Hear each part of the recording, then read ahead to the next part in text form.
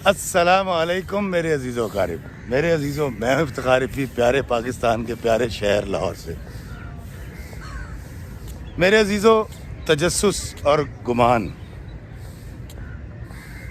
ये बहुत बुरी चीज़ है,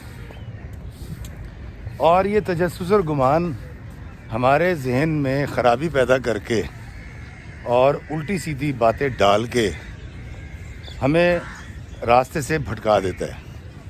दोस्तों, मैं आपको बताऊं कि ये तजस्सुस और बदगुमानी जो है ये शैतान का बहुत मौलिक हथियार है जो वो हज़रत इंसान पे इस्तेमाल करता है, और हज़रत इंसान बड़े आसानी से शैतान की उन बातों में आ जाता है। तजस्सुस बहुत बुरी शय है, और तजस्सुस सवाल पैदा करता है कि ये क्या हुआ, और फिर गुमान उसका जवाब देता है कि ये ऐसे हुआ। मिसाल के तौर पे मैं कहीं बैठा अपने दोस्तों में, रात को मेरी बड़ी बहस हुई किसी साहब से, किसी दोस्त से, और मैंने उसको लाजवाब कर दिया या कुछ ऐसे सख्त अल्फाज बोल दिए जो मुझे नहीं बोलने चाहिए थे। लेकिन दोस्तों, जब अगली रोज़ मैं उस दोस्त को फ़ोन करता हूँ और वो सारा दिन फ़ोन नहीं उठा पाता, तो तजस्सुस ये कहता है कि यार ये फ़ोन क्यों नहीं चुक रहा। यहाँ तक तो ठीक है, लेकिन फिर बदगुमानी, एक बुरा गुमान मेरे जहन में आता है, वो ये कि रात को जो मेरी बहस हुई थी उस पर ये शख्स मुझसे नाराज़ हो गया, और ये तो बड़ा घटिया आदमी है, मैंने तो बड़ी मुदल्लिल गुफ्तगू की थी और मैं आइंदा इस शख्स से नहीं मिलूँगा। लेकिन दोस्तों, फिर ऐसा होता है कि रात को किसी पहर वो दोस्त फ़ोन करता है और वो ये बताता है कि यार रात को जब मैं उठ के गया तुम्हारे पास से, तो मैं जाके सोया था कि सुबह डैडी ने मुझे उठाया और पता ये चला कि मेरी वालदा को हार्ट अटैक हो गया। तो हम उनको दिल के हॉस्पिटल ले आए और उनके स्टंट डल गए। सारा दिन मैं इसी तकलीफ़ में गुजारने के बाद अब जब गाड़ी में आया हूँ तो मेरा मोबाइल मेरी गाड़ी में पड़ा हुआ था, इसलिए सॉरी यार, मैं तुम्हें कॉल नहीं कर सका। हाँ बताओ क्यों कॉल कर रहे थे। दोस्त, ऐसा वाक़या मेरे साथ हुआ और मैं बड़ा शर्मिंदा हुआ, और मैंने अपने तजस्सुस और गुमान को काबू करने की कोशिश शुरू कर दी। दोस्तों, ये तजस्सुस और बदगुमानी जो है ये खुशगुमान रहना चाहिए बंदे को। जो बदगुमानी है ये बड़े मसले पैदा करती है, ये इंसानों को इंसानों से दूर कर देती है, ये रिश्ते तोड़वा देती है। दोस्तों, अभी इसकी ताज़ा मिसाल मैं आपको देता हूँ कि हम सोचते क्या हैं, देखते क्या हैं, लेकिन दर हकीकत उसमें होता क्या है। वहाँ तजस्सुस और गुमान आपको क्या बता रहा होता है, लेकिन हकीकत हक़ाइक़ इससे बरक्स होते हैं। दोस्तों, अभी 2 दिन पहले लाहौर में बड़ी शदीद बारिश थी और सर्दी बहुत बढ़ गई, और मुझे रात को 12 साढ़े 12 बजे दादा साहब की मस्जिद में एक जनाजा पढ़ने के लिए जाना था, और बड़ी शदीद बारिश के अंदर मैं गया, और मैंने अपने दोस्त हैं हमारे शहजाद बेग साहब, बड़े अच्छे एक्टर हैं, मैंने उनको पिक किया और हम दादा साहब की मस्जिद पहुंच गए। वहां जाकर मैंने वज़ू किया तो शहजाद बेग साहब ने मुझे कहा कि मैं वज़ू करके आया हूँ। मेरे तजस्सुस ने कहा कि यार क्या ये ठीक कह रहा है, तो गुमान ने कहा एमी चबला मारंडे है। यकीन करने को तैयार नहीं था मैं। जब नमाज़ पढ़ने गए मैं कहा आए, तो कहते यार आप चले, मैं आता हूँ। तो मैं चला गया नमाज़ पढ़ने। नमाज़ पढ़ के जब मैंने सलाम फेरा तो मैंने दाएं बाएं देखा तो शहजाद बेग साहब वहाँ नहीं थे, और मेरे तजस्सुस ने कहा कि शहजाद बेग कहाँ गए, और बदगुमानी ने मुझे कहा कि वो सिर्फ हाजिरी लगाने आया था, अहले खाना को उसने शक्ल दिखा दी और नमाज नहीं पढ़ी। अब ये एक बुरी सोच मेरे जहन में पैदा हो गई, जो कि मेरी पैदा करदा नहीं थी, शैतान की थी, इब्लीस की थी, जिसका मैंने पहले भी तज़किरा किया। दोस्तों, मैं मस्जिद से बाहर निकला तो वहाँ मुझे मेरे दोस्त राना इमरान साहब, बहुत अच्छे एडिटर हैं, बहुत अच्छे इंसान हैं, बहुत अच्छे डायरेक्टर हैं, वो मिल गए, और उनके साथ शहजाद बेग साहब खड़े थे। तो मैंने उनको देखते कहा, मैं कहा शहजाद बेग साहब जो नमाज़ नहीं सी पढ़नी, फिर आए क्यों? सो आपने इतना सवाब गवा दिया जो आपको मिल सकता था। तो दोस्तों, राना इमरान ने मुझे कुछ फुटेज दिखाई जो मैं आपको दिखाता हूँ।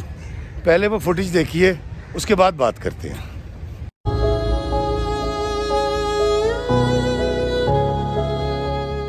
जी दोस्तों, मैं मौजूद हूँ इस वक्त दाता दरबार के बाहर। अभी बारिश होकर रुकी है, बड़ा ठंडा मौसम है, बहुत सर्दी है लाहौर में। अभी तकरीबन रात के 2-2:30 बजे का टाइम है।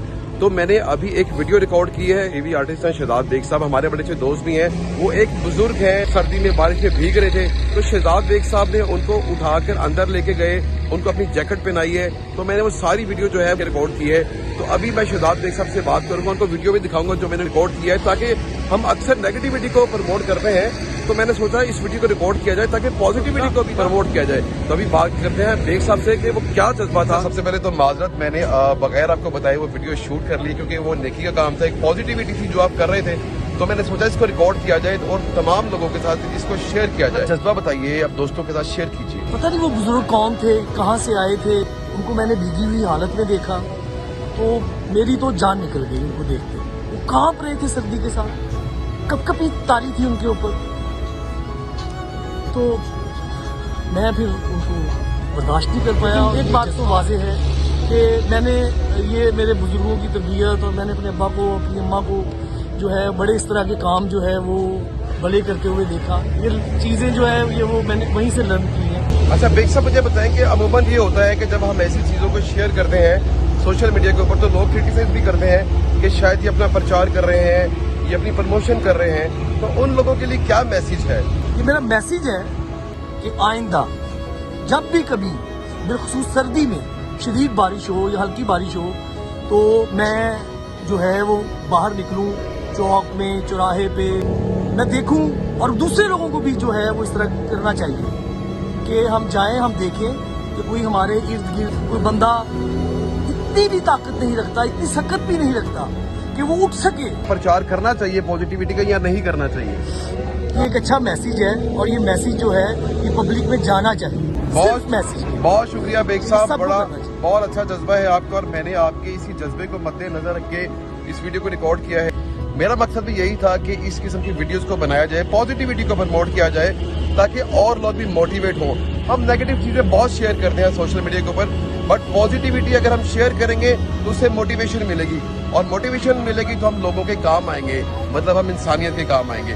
تو اپنا اپنا کام کرتے رہیے, لوگوں کے کام آتے رہیے. جی دوستو, آپ نے فوٹیج دیکھی. دوستو, یہ فوٹیج سے صاف ظاہر ہے کہ ایک بھیگے ہوئے ضعیف العمر شخص کو جیکٹ پہنا کے ویل چیئر پہ بٹھا کے شہزاد بیگ صاحب اس لمحے جب میں نماز جنازہ پڑھ رہا تھا, وہ اللہ کے بندے کی خدمت کر رہا تھا, اور وہ داتا صاحب کی مسجد کے اندر ایک ایسے مقام پر ان کو چھوڑنے چلا گیا ویل چیئر پہ بٹھا کے, جہاں قالین بھی بچھے ہوئے تھے اور جہاں ہیٹر بھی لگا ہوا تھا. وہ انسانی خدمت پہ مامور تھا, اللہ کے بندے کی خدمت کر رہا تھا, اور میرا گمان اور میرا تجسس مجھے یہ کہہ رہا تھا کہ شہزاد بیگ صاحب نے نماز جنازہ نہ پڑھ کے اتنا بڑا ثواب گوا دیا, جبکہ وہ تو اس سے بھی بہت بڑھ کر کام کر رہا تھا.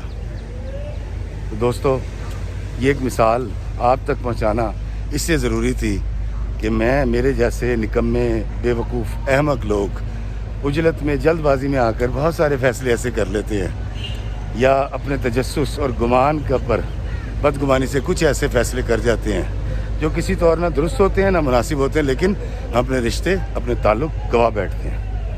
دوستو, اس تجسس اور گمان کے بارے میں اللہ تعالیٰ قرآن پاک میں فرماتے ہیں کہ ایمان والو, تجسس اور گمان سے بچو, بدگمانی سے بچو, کیونکہ بعض تجسس اور گمان کفر کا درجہ رکھتے ہیں. اللہ تعالیٰ مجھے بدگمانی اور تجسس سے بچنے کی اور شیطان کے کہنے میں نہ آنے کی توفیق عطا فرمائے. اللہ ہمیں آسانیاں عطا فرمائے اور آسانیاں تقسیم کرنے کا شرف عطا فرمائے.